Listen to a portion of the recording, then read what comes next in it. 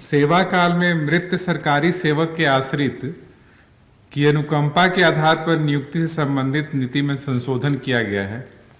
ये संशोधन दो बिंदुओं पे है। एक बिंदु ये है कि अभी तक ये था कि कोई मृत व्यक्ति होगा, मृत सरकारी सेवक होगा तो उन्हीं आश्रितों को नौकरी दिया जाएगा। यदि लापता के केसेस में ऐसा कोई प्रावधान नहीं था तो यह प्रावधान किया गया कि यदि 7 वर्षों से यदि कोई लापता है तो उसके आश्रित को भी नौकरी दिया जा सकेगा। और दूसरा ये था कि जो विभिन्न जो संस्थान हैं, कॉरपोरेशन हैं, नगर निकाय हैं, ये मामले भी अनुकंपा समिति के सामने आते थे।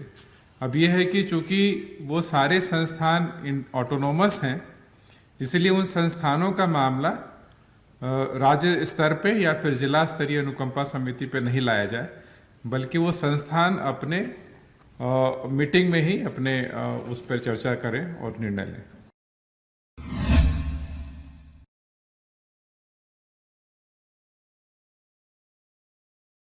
कोविड-19 के दृष्टिगत लॉकडाउन के दौरान राज्य में प्रवासी मजदूरों के विरुद्ध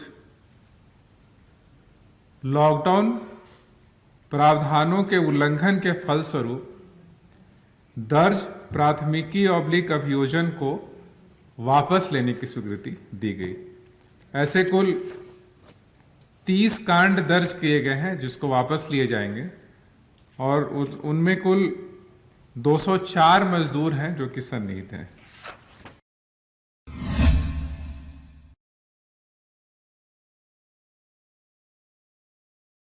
झारखंड राज्य निर्वाचन आयुक्त के पद पर श्री देवेंद्र कुमार तिवारी भापरा से सेवानिवृत्त की नियुक्ति की स्वीकृति दी गई।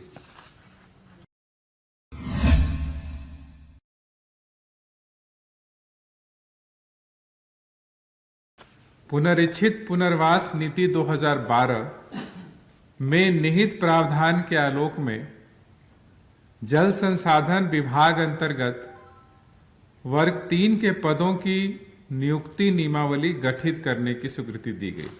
जो विस्थापित के श्रेणी में आते हैं पुनर्वास नीति के तहत, उनको ग्रेड 3 का जो नौकरी है उसके लिए नियमावली बनाया गया है कि उनको उम्र में 3 वर्षों का छूट दिया जाएगा। जितना जमीन उनका जाएगा उसके अनुपात में उनको वेटेज दिया जाएगा, मार्क्स दिया जाएगा।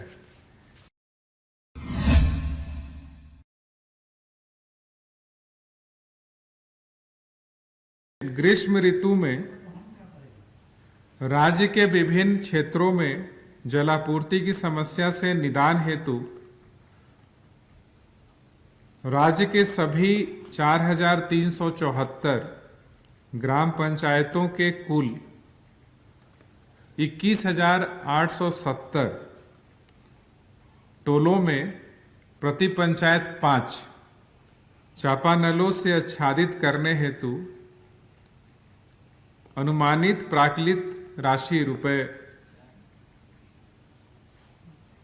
184.31 करोड़ रुपए की स्वीकृति दी गई।